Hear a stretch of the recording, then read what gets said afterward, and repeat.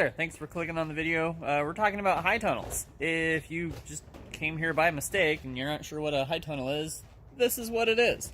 It's a big unheated greenhouse. This one's 30 by 72, and it keeps things warmer for longer. It blocks out like winds and harsh weather, and maybe you have like a month of solid rain that ruins the outside garden.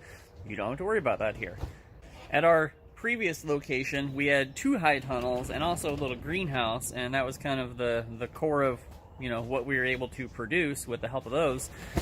For instance, we've had tomatoes that lasted until November, and we're in the middle of Kansas, so it definitely has advantages for being able to extend your season. That's the main reason for it.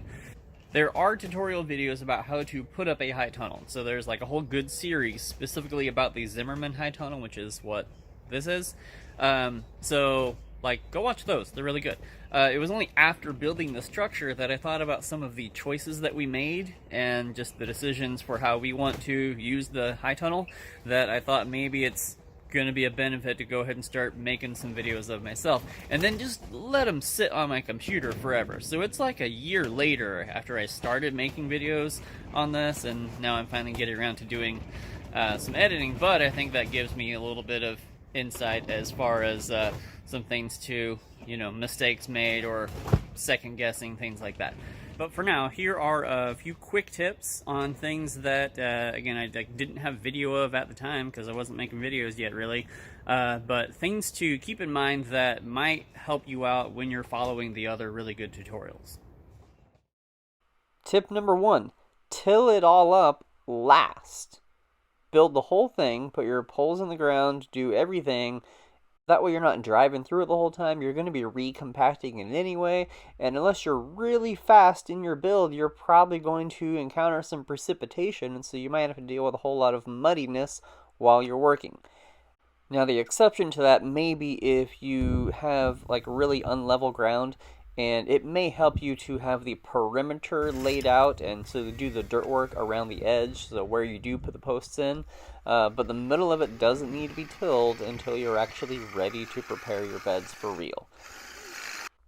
Tip number 2, depending on whether or not you spent a lot of time in the weight room in high school, you may or may not recognize these as weightlifting straps. It's just a piece of canvas with a loop on one end, but they are very helpful for pounding in posts, especially if you have 26 of them. You have to pound 32 inches deep into the ground, especially if it's really clayey ground.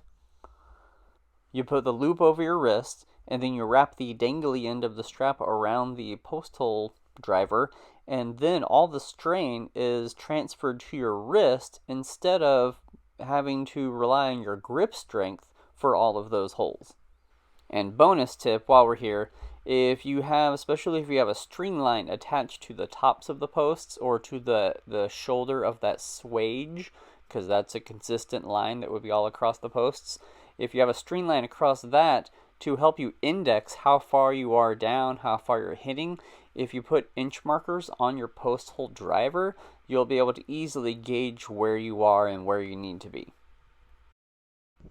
Tip number 3, a lot of your bracket attachment can happen while your hoops are on the ground when you are assembling them, instead of having to put all the brackets on while you're up on a ladder. If you're a little bit worried about being confident enough in your layout to have them in the right place, just put the brackets on, put the bolts on, but don't put a tech screw in until you're up there and you're definitely sure that this is the plumb line where it needs to be. But if you are confident in it, go ahead and do that on the ground. It really helps out a lot. The same can be true of wiggle wire, the wiggle wire that goes over the top of the arch on those outer 2 hoops. That might be a lot easier for you to do while it's on the ground than when you're up there, again, on a big tall ladder in the wind.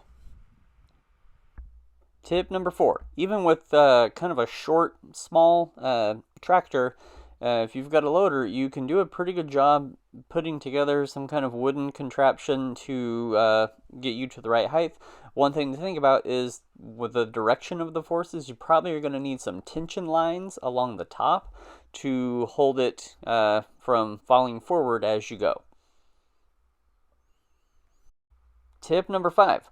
The best way to put in tech screws is, we found, the headlock method, where you wrap your arm around the pipe and you grab the back of the drill and you just squeeze the whole thing together while you're trying to keep it aligned, so that way the head of the screw doesn't pop out of your little bit.